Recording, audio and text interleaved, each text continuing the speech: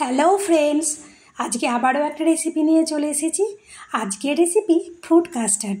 তো আমি কৃষ্ণা আর তোমরা দেখছো Krishna cooking and blogging channel. তো ফ্রুট কাস্টার্ড বানানোর জন্য এখানে আমি গ্যাসের মধ্যে কড়াই বসিয়ে দিলাম। আর এখানে নিয়ে নিয়েছি 1 কিলো দুধ। দুধটা কিন্তু প্রথমে একটু জাল দিয়ে কমিয়ে রেখেছি। এবার আবারও দুধটাকে খুব ভালো করে জাল দিয়ে নেব।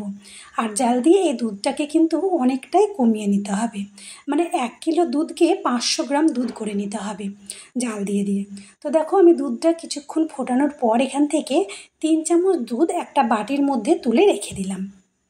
বা দুধটাকে খুব ভালো করে জাল দিয়ে ঘন করে নিতে হবে।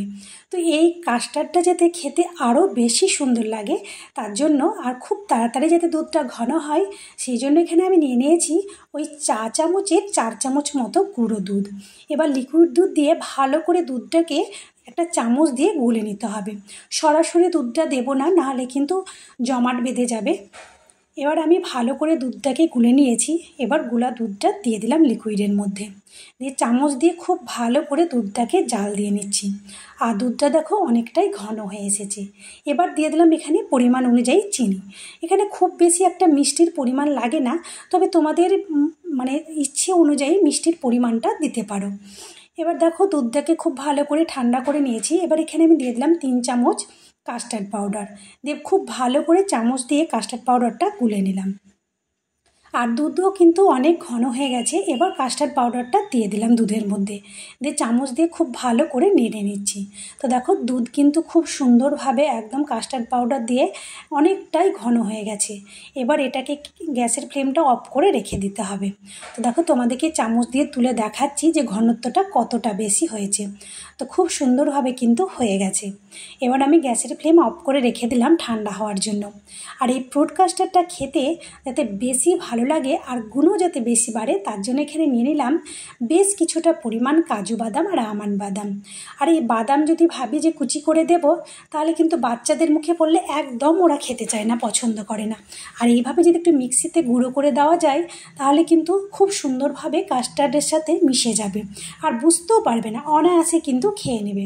তো এখানে আমি সমস্ত ফ্রুটগুলো নিয়ে নিয়েছি, ভালো করে ধুয়ে নিয়েছি। আর সমস্ত ফ্রুট আমি একদম ছোট ছোট টুকরো করে কেটে নিয়েছি। এবার যে বাদামটা গুঁড়ো করে রেখেছিলাম, এবার বাদামটা আমি কাস্টার্ডের মধ্যে দিয়ে দিলাম। আর কাস্টার্ডটা কিন্তু এখন সম্পূর্ণ ঠান্ডা হয়ে গেছে, ঠান্ডা অবস্থাতেই। আর ঠান্ডা করার পর তোমরা একটু এখানে মানে ফ্রিজে ভরে আরও একটু বেশি ঠান্ডা করে নিতে পারো। তো আমি এখানে ফ্রিজে ভরিনি, নর্মাল টেম্পারেচারে রেখেই ঠান্ডা করে নিয়েছিলাম। এবার দেখো প্রথমে বাদাম দিয়ে দিলাম, তারপর বাদামটা খুব ভালো করে মিশিয়ে নেওয়ার পর প্রথমে দিয়ে দিলাম খেজুরগুলোকেও কিন্তু লম্বা লম্বা পিস করে কেটে নিয়েছি। তারপর দিয়ে দিয়েছি সবুজ আঙুর। আর এখন যেহেতু আম লিচুর সিজন তার জন্য আমি এখানে অল্প একটু লিচু দিলাম। আর দিয়ে দিয়েছি আপেল আর কলা আর আম। আমের সিজন আম না দিলে কিন্তু কাস্টার্ড মানাবে না, খেতেও কিন্তু ভীষণ ভালো লাগে আম দিয়ে। আর দিয়ে দিলাম বেদানা। এবার খুব সুন্দরভাবে সমস্ত কিছু একদম চামচ দিয়ে ভালো করে মিশিয়ে নিয়েছি। দেখো দেখেই কিন্তু জিভে জল চলে আসছে। আর এই ঠান্ডা ঠান্ডা কাস্টার্ড ফ্রুট কাস্টার্ডটা যদি থাকে মানে কি বলবো, এটা কিন্তু পেট ভরে খাওয়া যায় আর এটা খেতেও কিন্তু অসাধারণ লাগে। তো ফ্রুট কাস্টার্ড তৈরি হয়ে গেছে বন্ধুরা। তো আমি একটা প্লেটের মানে একটা কাচের বলে তুলে তোমাদেরকে দেখাচ্ছি যে কতটা সুন্দর হয়েছে।